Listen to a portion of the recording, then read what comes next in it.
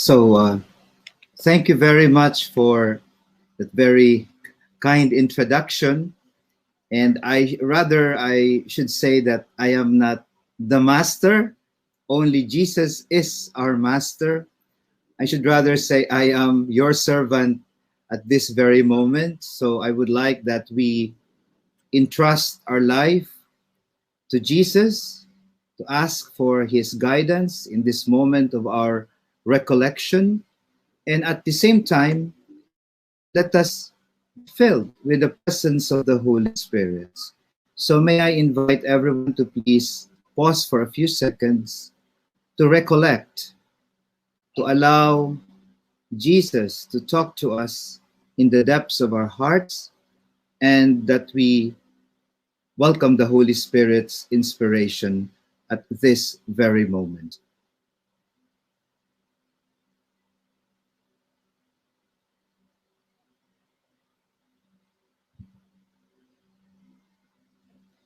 For our reflection, I will be guided by a PowerPoint presentation through the technical team of the Centro Escolar University.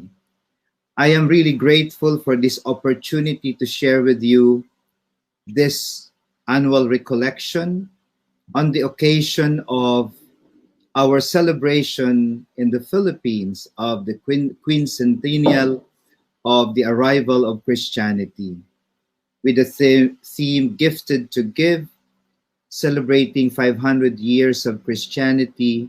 And for me, this recollection is really to deepen some lessons of a living faith. Now, probably many of us are asking, what are we celebrating?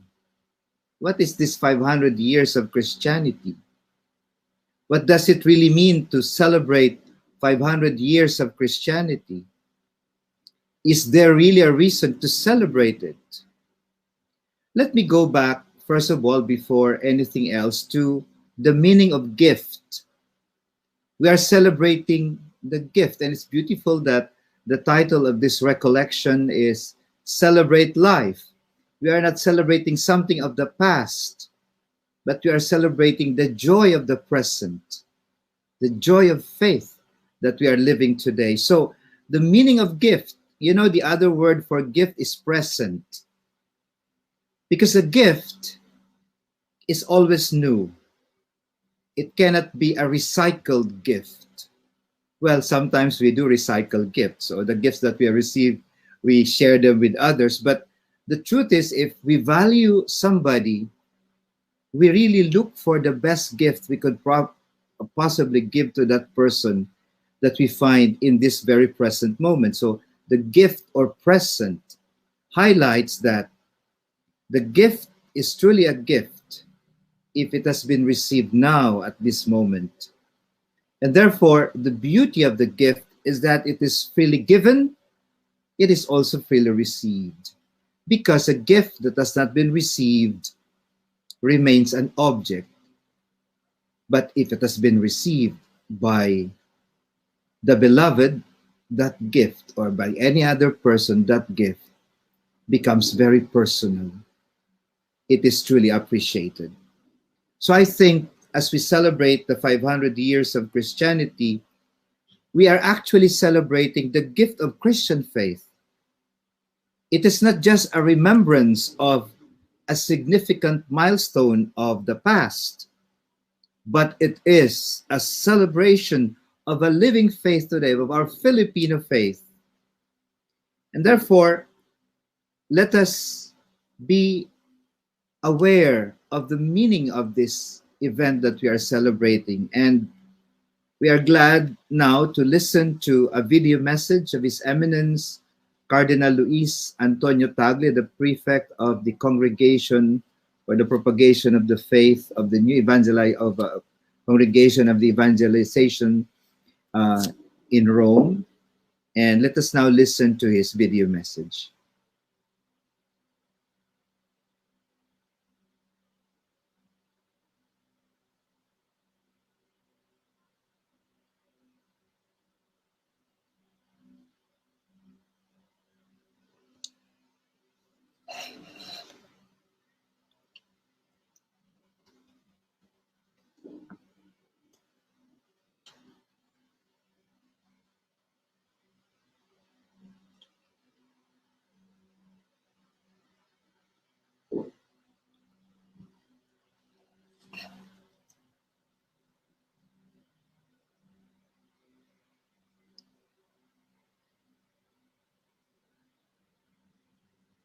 I think we might have to do it again because there is no sound so yet. So we hope the technical team can find a way.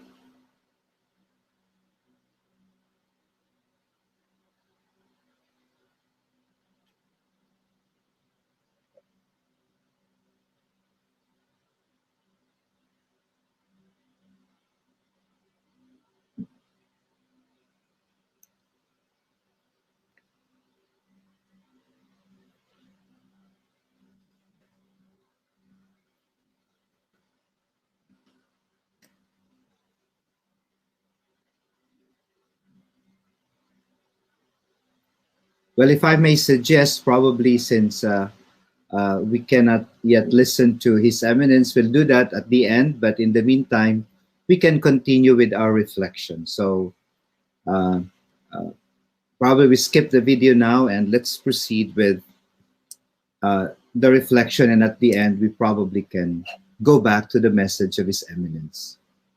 Now, we ask, what are the lessons of a living faith? And I should say that when we talk about our faith as Filipinos, there are three important icons of faith that we usually associate with, no? So our faith.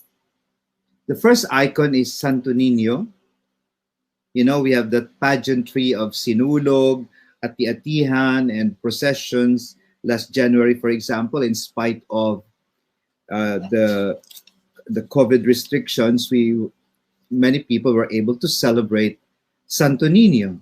And you know that every house has a Santo Niño, and in fact, some business establishments, they also have the green Santo Niño, probably for blessing. Then we have Jesus Nazareno, the most popular religious feast in the Philippines, that even during this pandemic, people flock to the church. They have the panata. No? They wanted to be connected every year to Jesus Nazareno. And we can see many testimonies from people, including celebrities, who give witness to the power of Jesus Nazareno in their faith.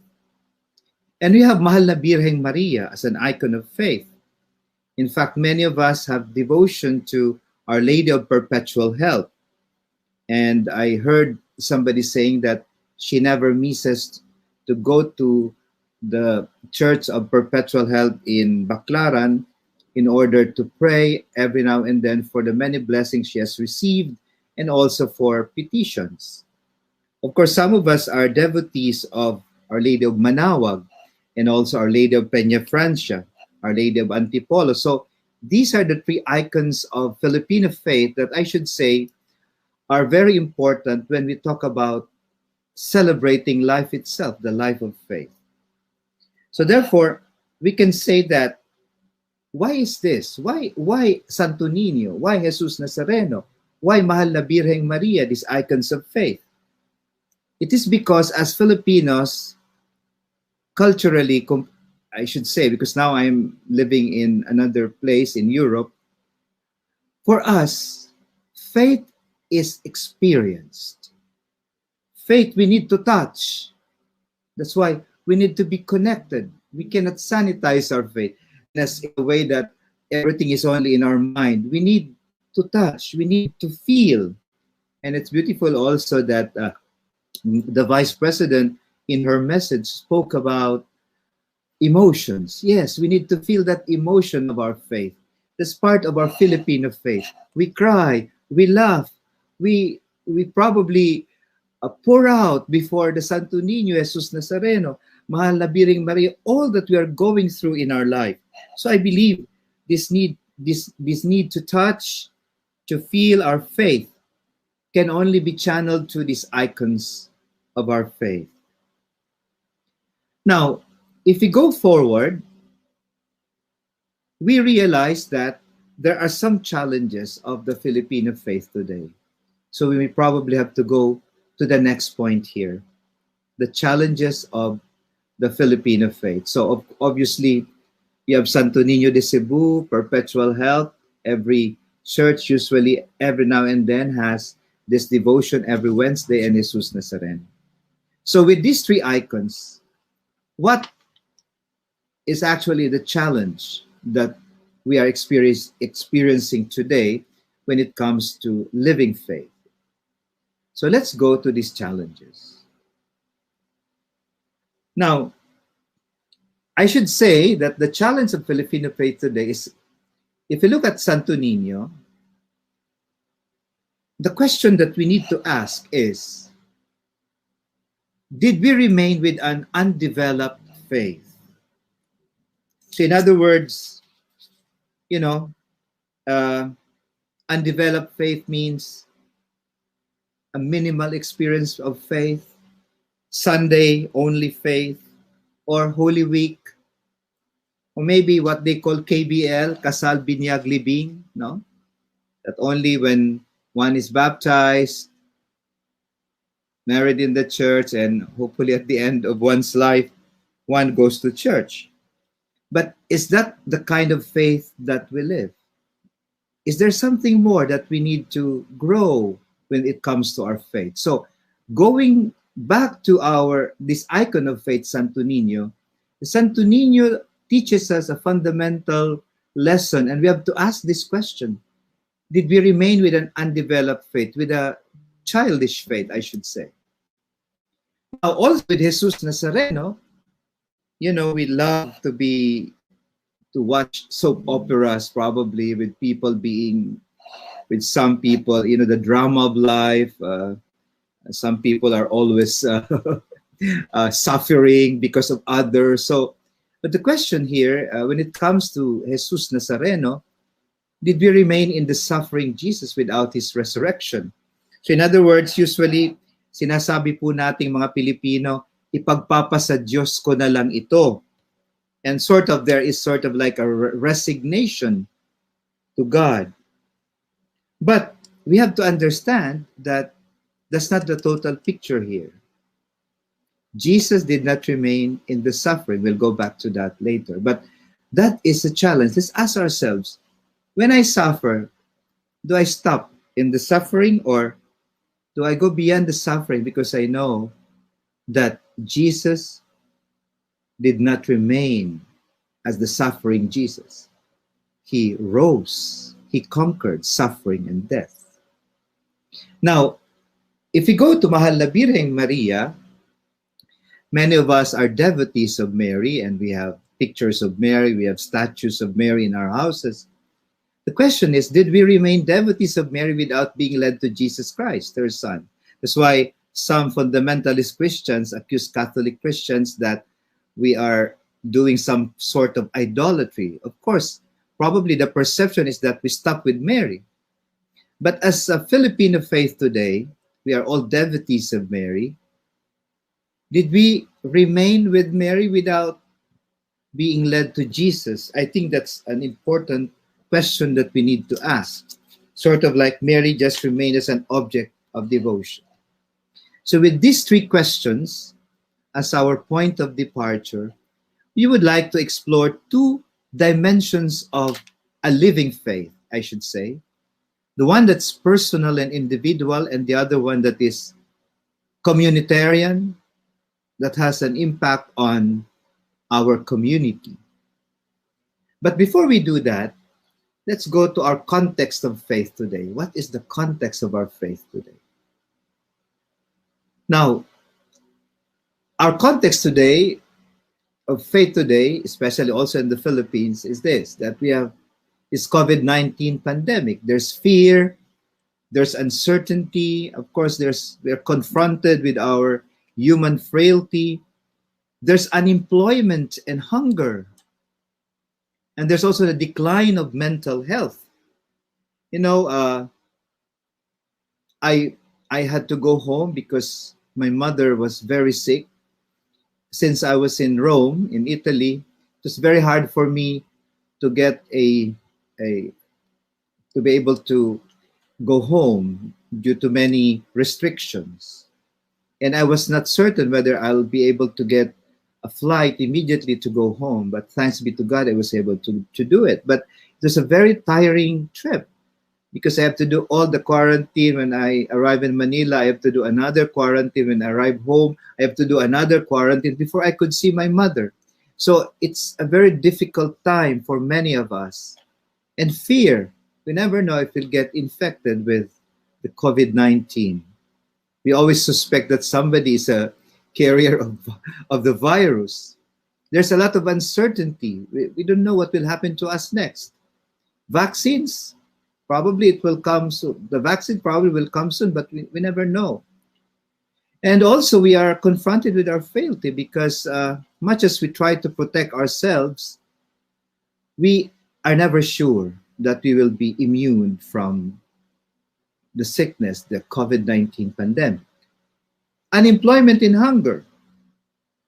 Many people have lost their jobs, and some have returned to the provinces. I have listened to an experience. I was talking to somebody, and he said he lost his job in Manila because his employer went back to the US, and he has nothing to do in Manila. So he said, I better go home, and at home he's not doing anything.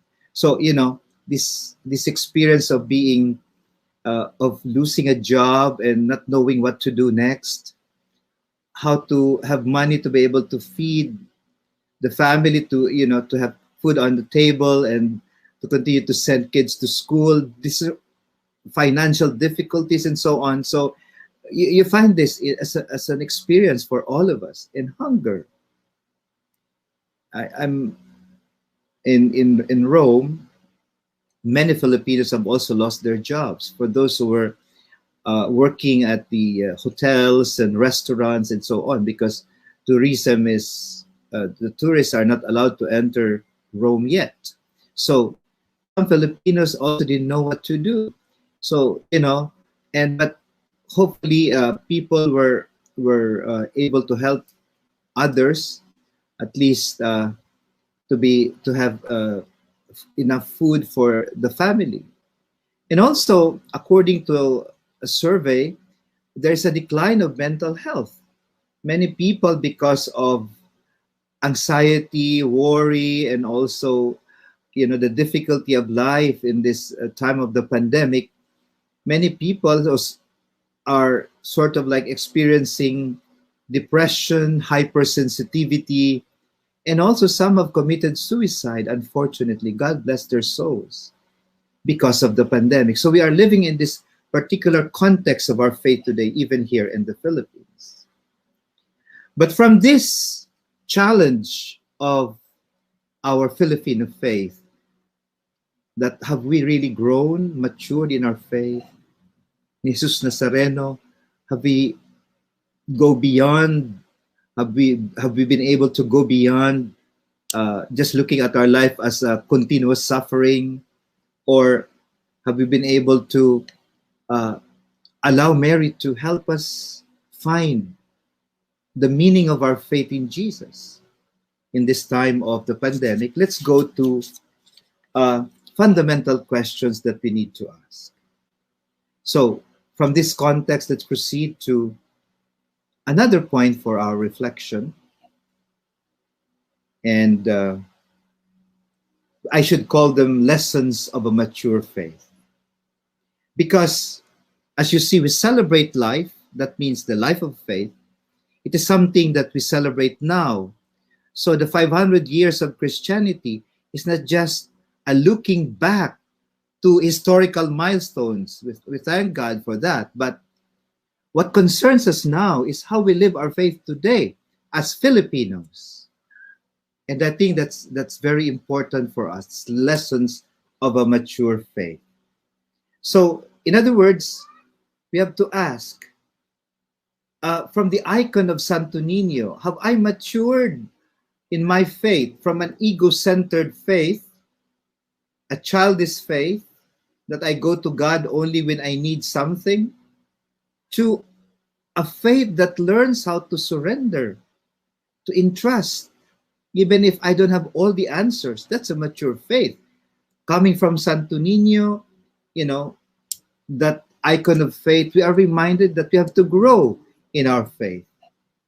Because sometimes, as we all have experienced that, this sort of like a childish faith that nagtatampo tayo sa Diyos. If I don't get what I ask for, sabihin ko, Lord, hintuin mo na please stop this pandemic. But it's still there. So probably I will say, where's God? No, I've been asking God to stop this pandemic. It seems that nothing is really happening here. So we could be stuck in that kind of thinking, and that is a sign of an immature faith. So that's also a lesson that probably we need to highlight. Or, we sort of like do a religious tantrum if I cannot force God to do what I want Him to do.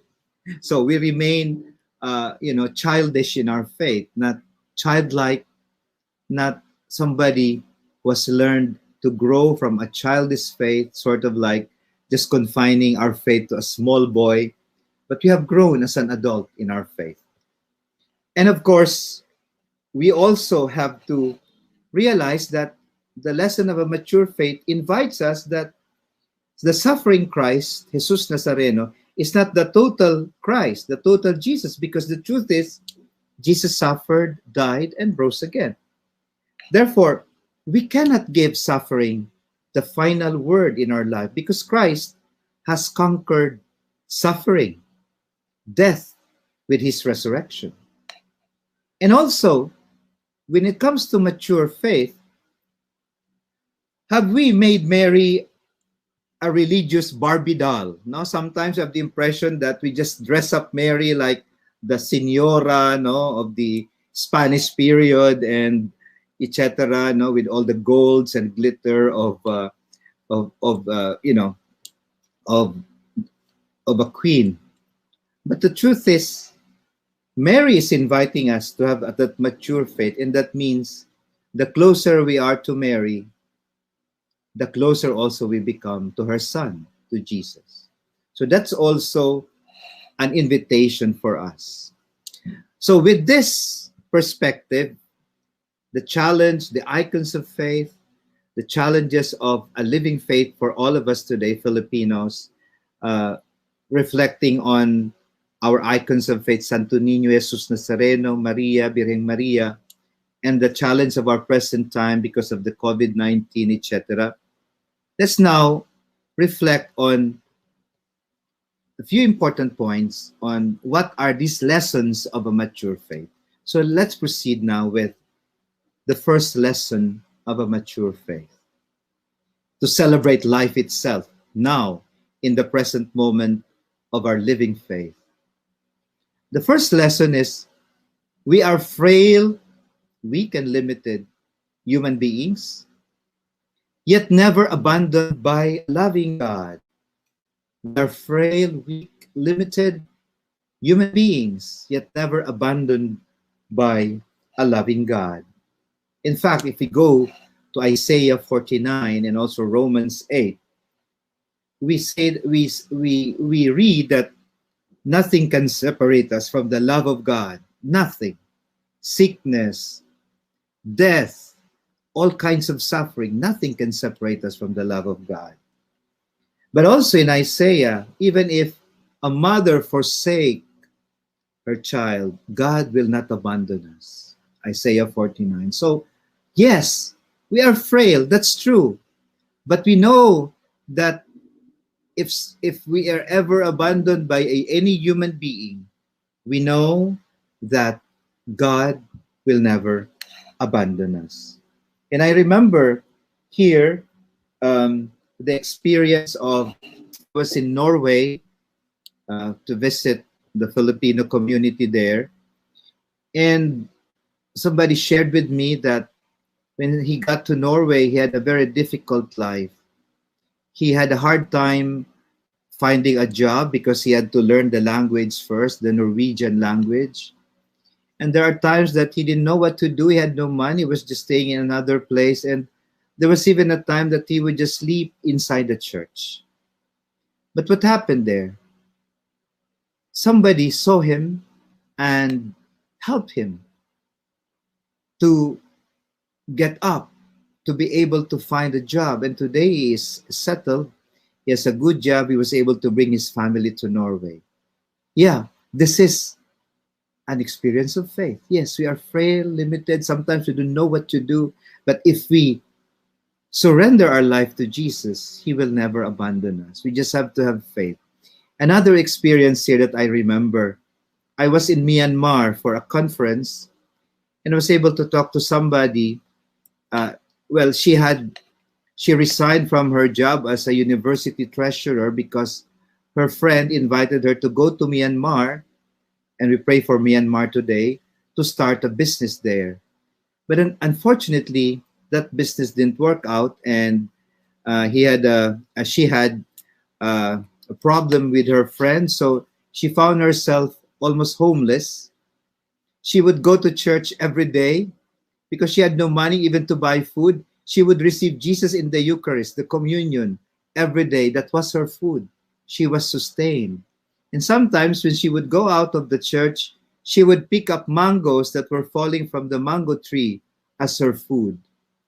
But one day, as she went to church, she encountered a lady.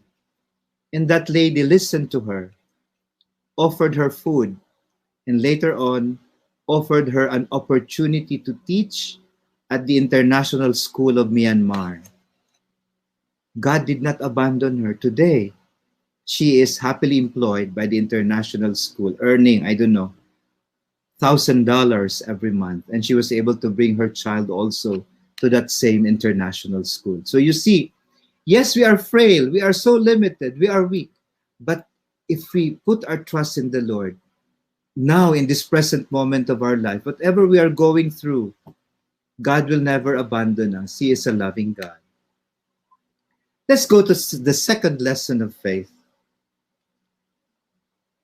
We are not in control of our future, but we are free to allow God to show us the way. I will repeat that.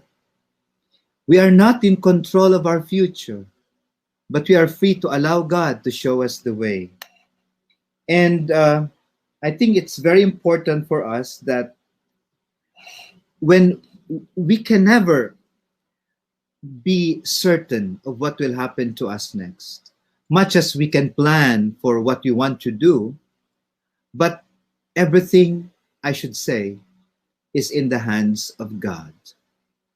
And therefore, we have to allow God to show us the way. I remember this story that one day a man was going somewhere and he didn't know really how to get there. And somebody gave him a lift and he was able to reach his destination. But when he got there, that person vanished. Well, I don't know if this is really a real story, but the point here is clear. When we do not know where to go and how to reach our destination, let us give God the driver's seat of our life, and He will bring us to our destination more than we can possibly do it without Him. So that's very important for us, that we allow God to show us the way. And if we are only able to do that, we will truly find a way. And for me, I remember here an experience of a lady in Italy. She lost her job. She has a very uncertain future. She didn't even know how to pay for her rent for her apartment. And one day, because she was hungry, she went to the Caritas, local Caritas Center. In the Philippines, we have also the Caritas. It's a charitable institution of the church. She queued up to get some food supplies. But she ended up seeing a lot of people, and instead of just trying to queue up and get her food ration, she started to volunteer, help others, also distribute food. And she after that experience, instead of just thinking about herself, she started to volunteer almost daily in that particular Caritas center. And then she understood, no, that yes, she might not have a very stable job, but God was showing her that the way to fulfillment is to help others, to be of service to others. And much later, she was hired by the Caritas Center because I think she was also very much qualified. So, this for me is an important experience that also we have to make. No? We cannot put God in our pockets, but we have to allow God to bring us, to surprise us, I should say, with His plan. And only we can do that if we allow Him to do it for us. Now, let's go to the third lesson. The third lesson is everything passes away, only the love of God remains. So, the living faith to celebrate life, we have to highlight this: everything passes away, only the love of God remains. You see, nothing is permanent here on earth. Nothing. And I think that's very important for us to keep reminding ourselves that we are passers-by. Nothing is permanent. Only the love of God remains. In fact, there is this a Jesuit theologian of the 20th century, Karl Rahner, who said that there are particular needs that we cannot live without. We need air, we need water, we need food, we need love, we need shelter. But he says something more important. We need the love of God. Because the moment God withdraws His love, we are gone. Just a fraction of a second, an iota of a second. Without the love of God, we are gone. So, this is a truth that we have to keep reminding ourselves. If you want to have a living faith, we have to be constantly aware that nothing is permanent here on earth. Everything is given to us as caretakers. Our life is given to us as a gift. Our time is given to us as a gift. Our capacities are given to us as gifts by God. And so therefore, we have to be constantly aware of this. And I remember the story of a young girl. I volunteered to go to Pampanga after the eruption of Mount Pinatubo in 1991.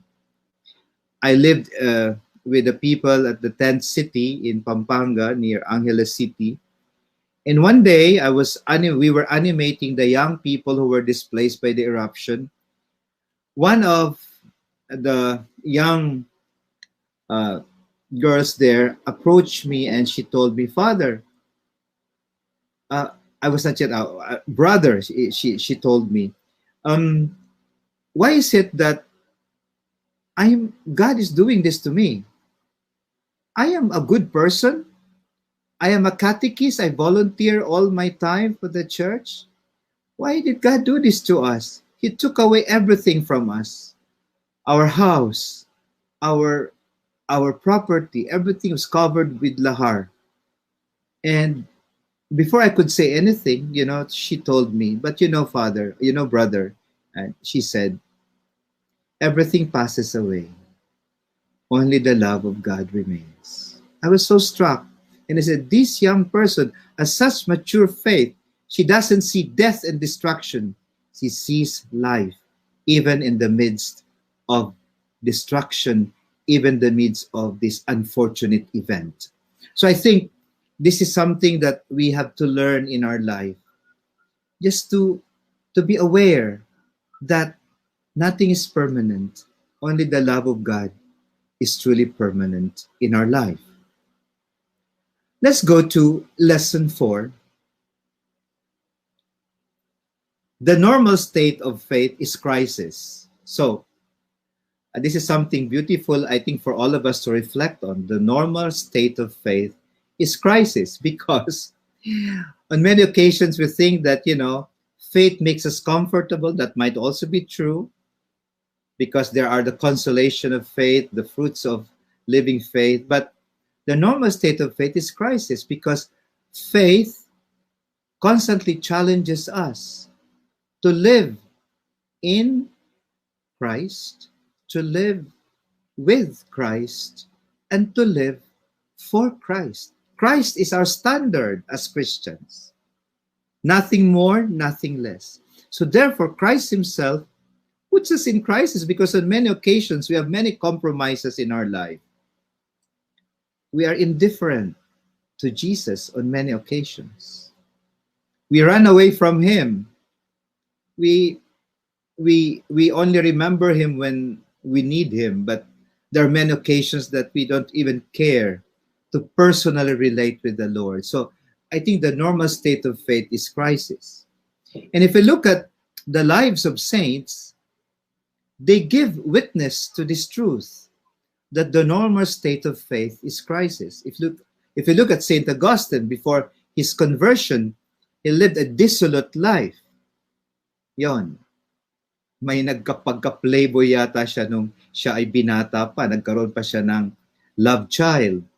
But that did not prevent him to overcome his crisis, his search of God.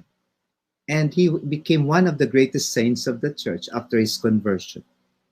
Look at Saint Francis of Assisi. He lived a carefree life. He came from a well-off family in Assisi.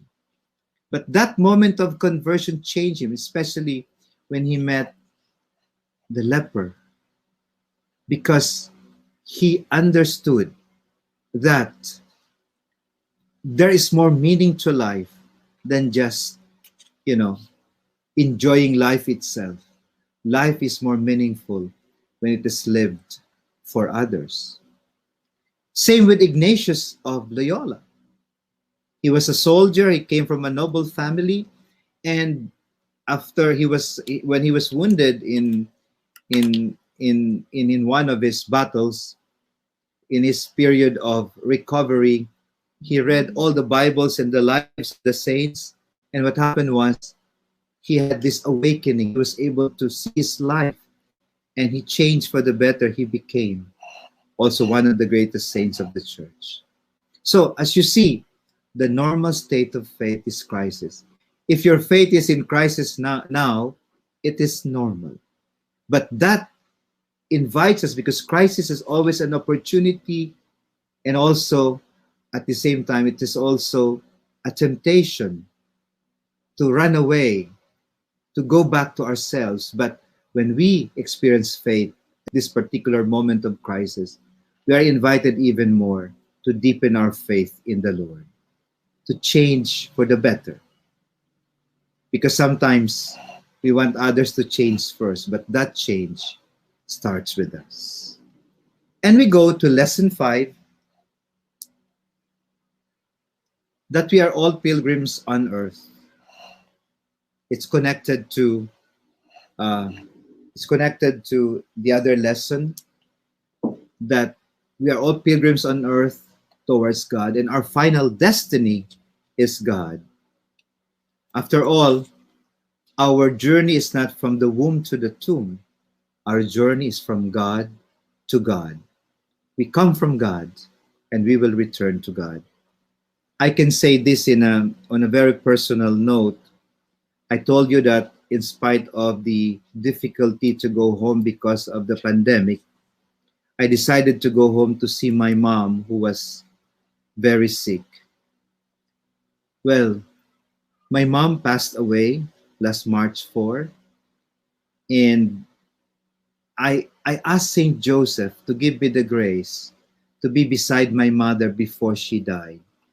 And that gift was given to me. So I celebrated Mass by her bedside.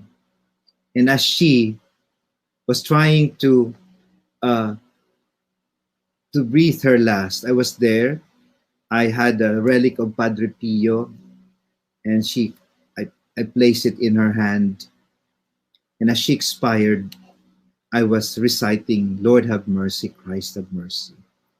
For me, that was a very strong moment of grace, because I understood that much as I would like my mother to live longer, but that was the moment that the Lord wanted him to go back to him, and have to let her go, because God is her final destiny.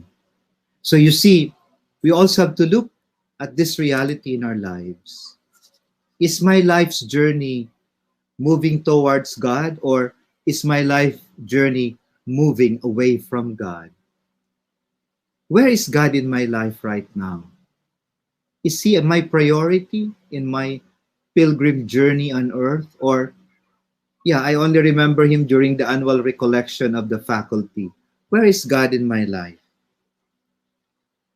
So let's go to the second part of our reflection, which is the transforming faith.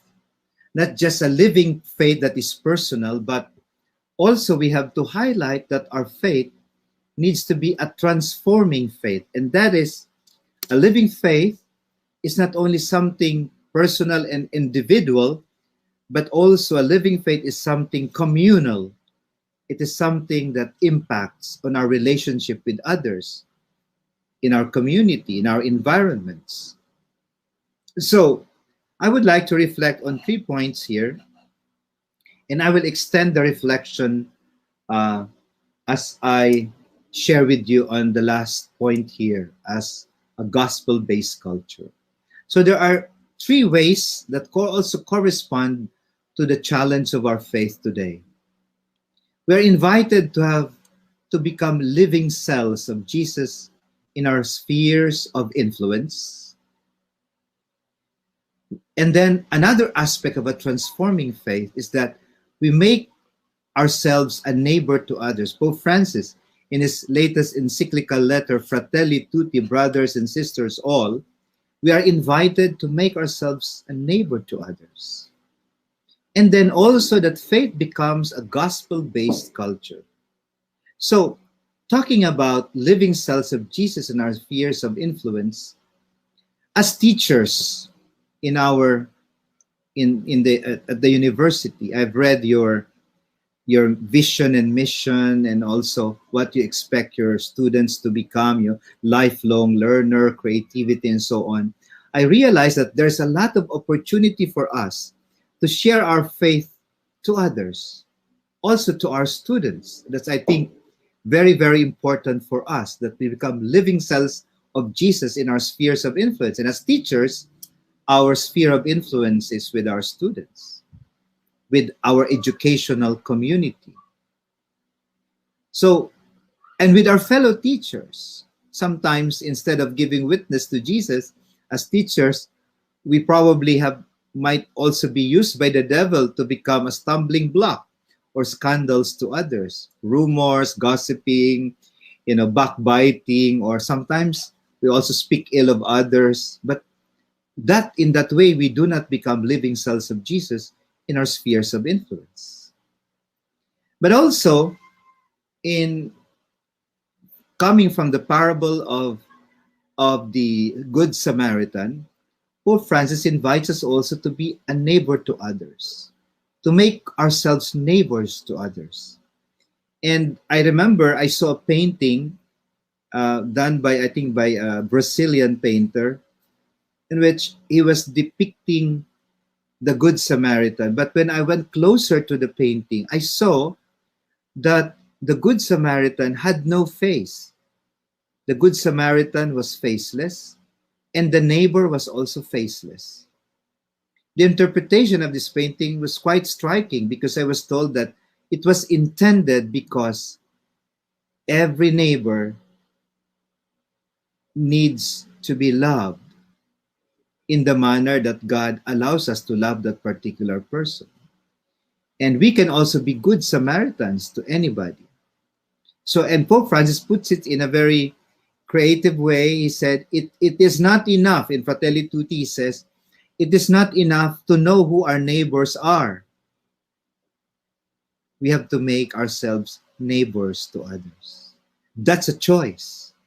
That's a decision. I tell you an experience. No, when I was a parish priest in Naga City at Our Lady of Peña Francis Shrine, I was told that a boy was caught stealing something at the cemetery of the church, at the back of the church. So he was brought to my office, and I wanted to call DSWD right away, because he was only like 11 years old. But I felt in my heart that it's important that before I could judge this boy, to know his situation, why he did that. And so, you know what happened? I was able to talk to him and I asked him some questions, and he told me, uh, and I asked him, why did you do this? Why are you stealing? And he said, I'm hungry, Father. So I asked him, where are your parents? They are both dead, he told me. So he's taking care of you. And he told me, my Lola, but she's already old. So from wanting to send him to DSWD, I started to have uh, this moment of trying to understand what I can do to love this boy in a very concrete way and to make myself a neighbor to him. And so instead of sending him to the SWD facility, I asked the sisters to help him because, you know, nobody could really help him, and he was not even taking a bath for a long time. And after a few years, I celebrated a mass for the how do you call this, the moving forward, the graduation of the elementary school in the public school near the church, near the parish. And I saw the boy, he was graduating. I was so happy. You know, one gesture of kindness, of love to this boy made change, you know, his life in a way. Of course, not because of me, but because at that moment, probably Jesus suggested that. So let's go to the third aspect, faith as a gospel-based culture. And I think this is very important for us as a school community, educational community, that the gospel, the word of God, is not only something personal that enriches us, or it's a personal for personal enrichment, but the gospel becomes culture. It becomes part of the way of life of our community, of our families, of our society. So let's begin with the first culture. I've given this last time to a webinar organized also for the year of the mission. So let's proceed to the next one, which is how can we transform our faith into a gospel-based culture? So the first one is, let's have what we call the culture of generosity vis-a-vis a consumerist and throwaway culture. So I think we have to move the slide so people can see. So what is this reminder for us? That we have to understand our culture from the point of view of the gospel. How can we transform the existing cultures of the world that we are experiencing into a gospel-based culture? So let's go to the first one, the culture of generosity vis-a-vis consumerist and throwaway culture. What does a consumerist and a throwaway culture do? Or say to us? I am born to buy. I am because I buy. I am happy because I can buy what I want. I have a good credit card that I can buy what I want. No, my worth is in what I have. The more I have, the more I am fulfilled. And our question is, with this consumerist culture, is what's next to buy? But you see, Pope Francis also reminds us with a throwaway culture that in this day, in this in this contemporary culture, in our contemporary culture, not only goods or things are disposable, even relationships, people are disposable. Relationships become disposable. I keep you as long as I need you. When I cannot get anything from you anymore, I throw you out. I do not need you. I don't even care about you. That's a throwaway culture. But if we want to live our faith as a living faith, as a celebration of a living faith of life, we have to highlight that I am because I share. I am born to love. and to be loved in return. I think that's very important for us. And I remember one time I I there's the story, Cardinal Tagle shared a story, if I may use this story because he has shared it also on many occasions, but it's worth repeating the story because I was personally struck by this. He said on one occasion he was going back to his residence in Manila and he saw a street vendor selling something and he was approaching the car. He was with somebody who also volunteered to take him home. And so the driver told this street vendor, no, no, no, because he saw the cardinal. He say, Cardinal, Cardinal. So the man was approaching the car. And the driver of the car said, no, no, no, the cardinal is not buying anything. But at one point, the car stopped because it was red light. And the man approached again the car. And so the the driver said, I told you, please, we are not buying anything. But at one point, the cardinal opened the window of the car and he said, what do you want? He said, no, no, I want to give you this as a gift. Yung tinitinda niya po, na kung ano man yun, parang biscuit or something, gusto niyang ibigay kay cardinal. And so the cardinal took it and he went home. But upon arriving home, he understood that even the poorest of the poor, the people who are poor, can be more generous than the rest who have more. So I think we have to learn from that.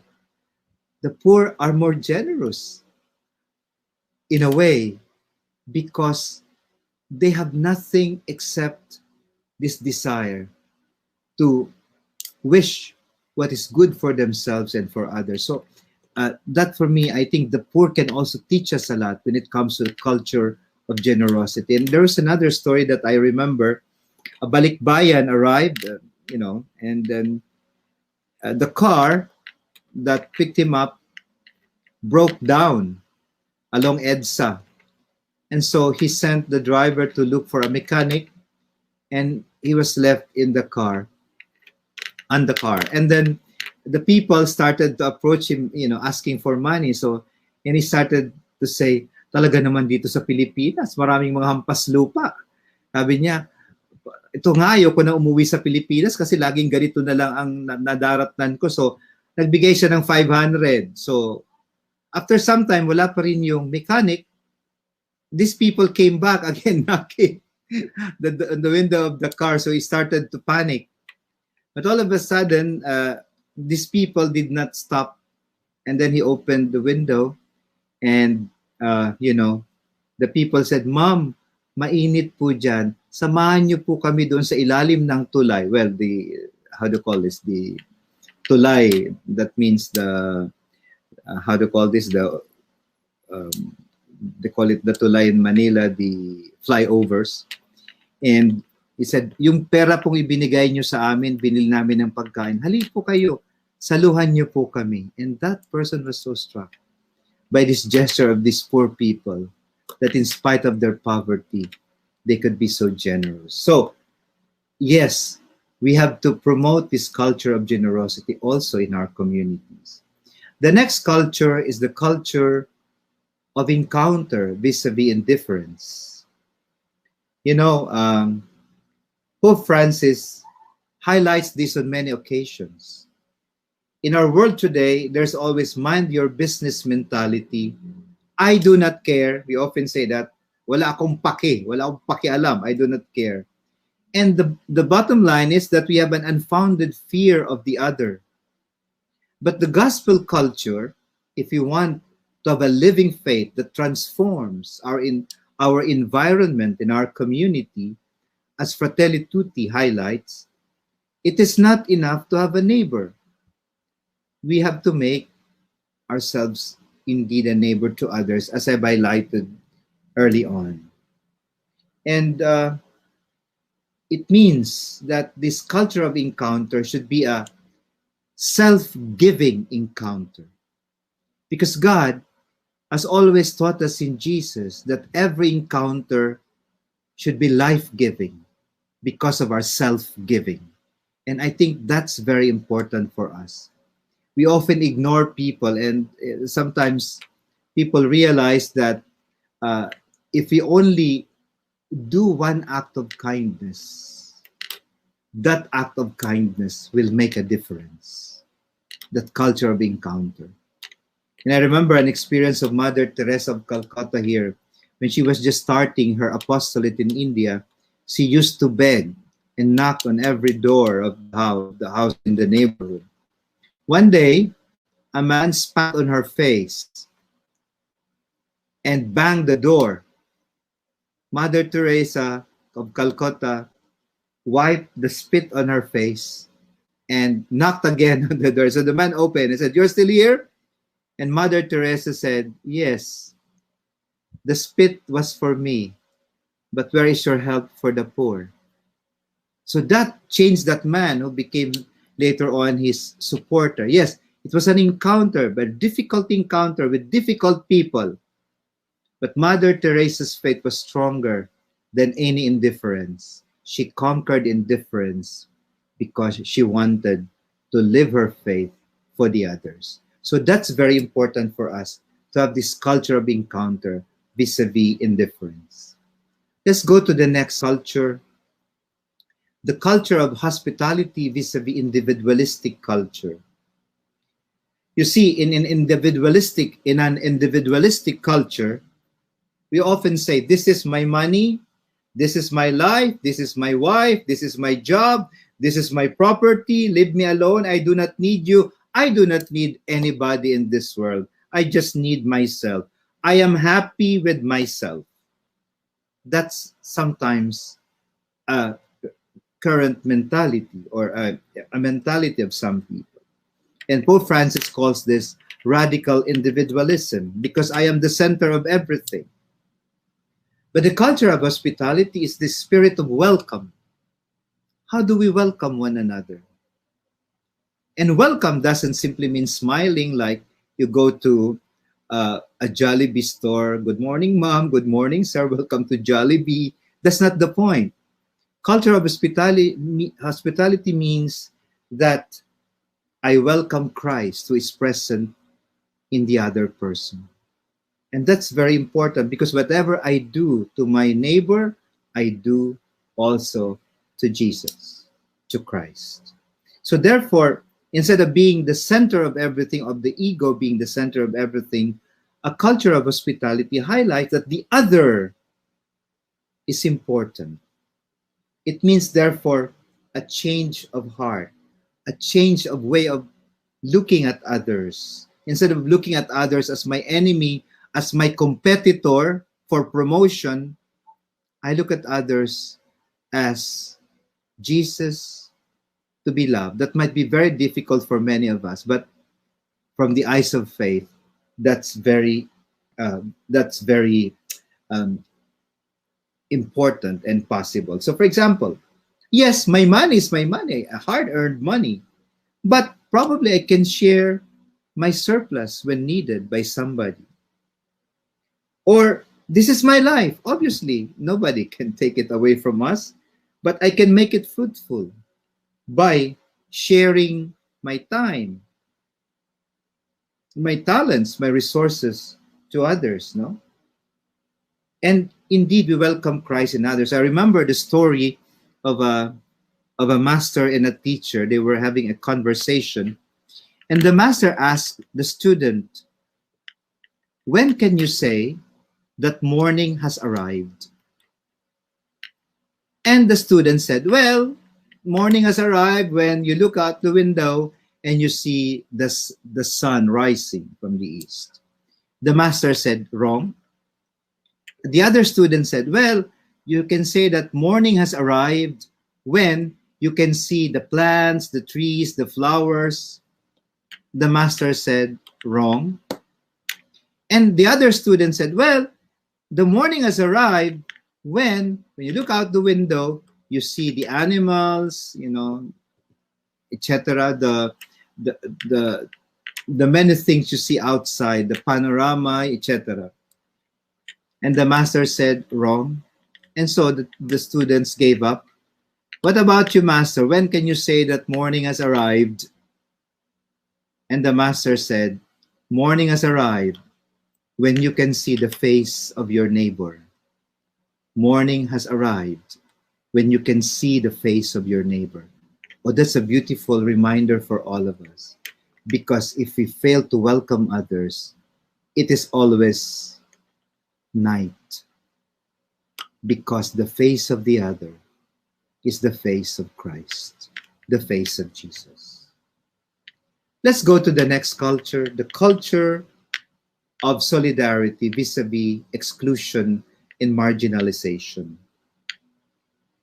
Now, today, many people are excluded or marginalized because of social status, economic category, nationality, and we speak of human and existential peripheries like migrants, indigenous peoples, poor, and women. Now, here, it's very important to highlight that exclusion, marginalization is an experience that could also be easily forgotten. Some people might be marginalized, but we do not know that they do exist. In our educational communities, are we aware that there are some students who might be marginalized or excluded? That we have to be constantly aware of. But also, we are challenged to have this culture of solidarity, which means that we help others not just like a top-down charity, but there is a writer called Simona Beretta who says that solidarity is a life-nourishing relationship. Life-nourishing relationship. Because solidarity means we belong to one family. We are one family of God. We are all God's children. And therefore, everyone who doesn't participate in the life-giving experience of faith needs to be welcomed in this culture of solidarity. And I remember Pope Francis in Rome, when he became a pope, there are many people who are living on the streets in Rome. Some of them are addicted to alcohol or dependent on alcohol and other substances. Pope Francis made it a point that these people live with dignity. So they can take a shower at the Vatican. They have a free coffee, sandwich, or biscuits every day.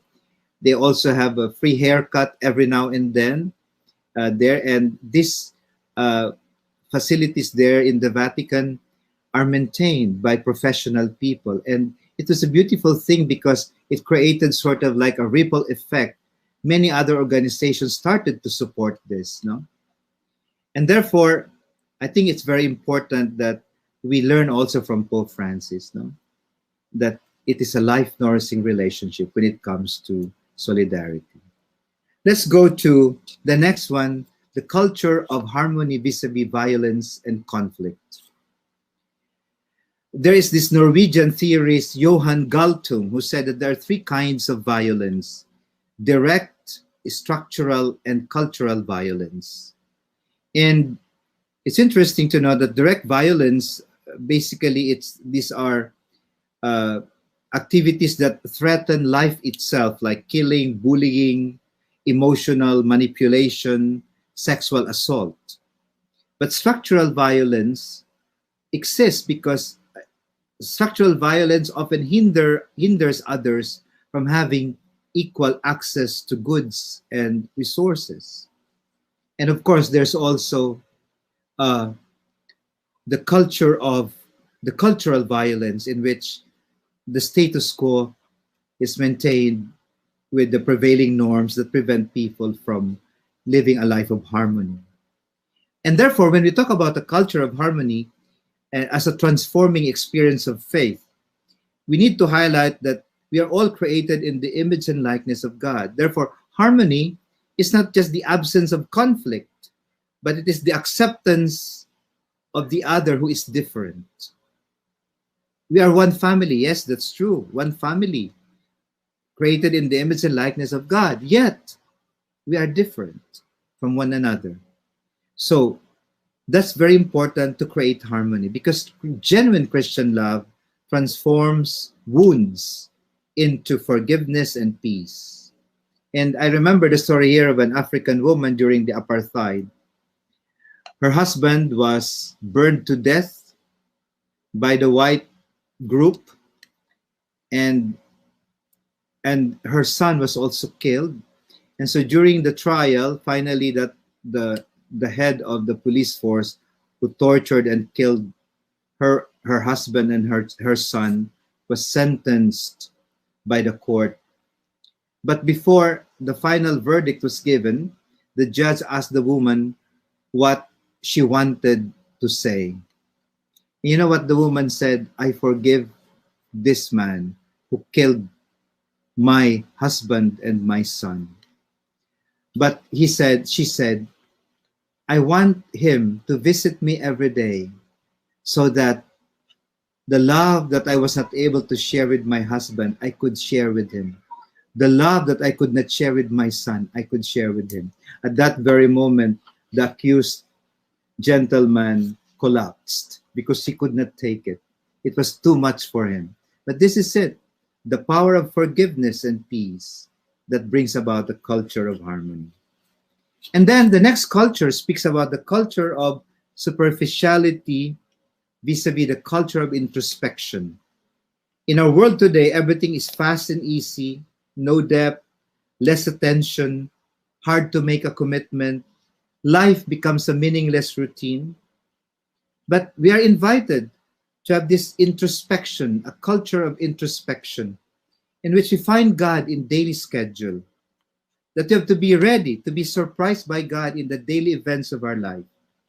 We find connection with God while being in the midst of the world, while teaching, while traveling. We find silence in the midst of the noise of the city, serenity in the midst of stress and problems, and happiness in the midst of what is seemingly routinary. Thomas Merton once said, the secret to a life, to a beautiful life, is to appreciate even the little things that we have today. And he was saying that when you drink your coffee in the morning, do you really taste that it's a good coffee, or you are already in a hurry because you have to catch up with the next thing you have to do? We fail to appreciate even the flowers outside our house, the creation that surrounds us. And I think that's very important for us, that we find depth through this introspection. That means constant awareness of the presence of God in our daily routine, in our work, in our commute, in the things that we do every day, in the nature that surrounds us, even in the taste of the food that we eat. The last culture is the culture of community vis-a-vis the culture of technology and media. Today, we are always wired but bored and tired. We are always connected via social media, but we are unable to relate personally on many occasions. Maybe I have 5,000 friends on Facebook, but I cannot have 5,000 friends on Facebook, really. If a friend is a friend, he's a friend indeed. Even if, I do not use technology, I'll have time to stay with that person, talk to that person. So what I'm saying here is that, sometimes we are always connected, but are we really personally engaged in building up the community? We are always with the latest trends, but we are never first in giving respect and love. So the challenge for us is to value connection with others, value the presence of the other, value personal encounter, value real friendship,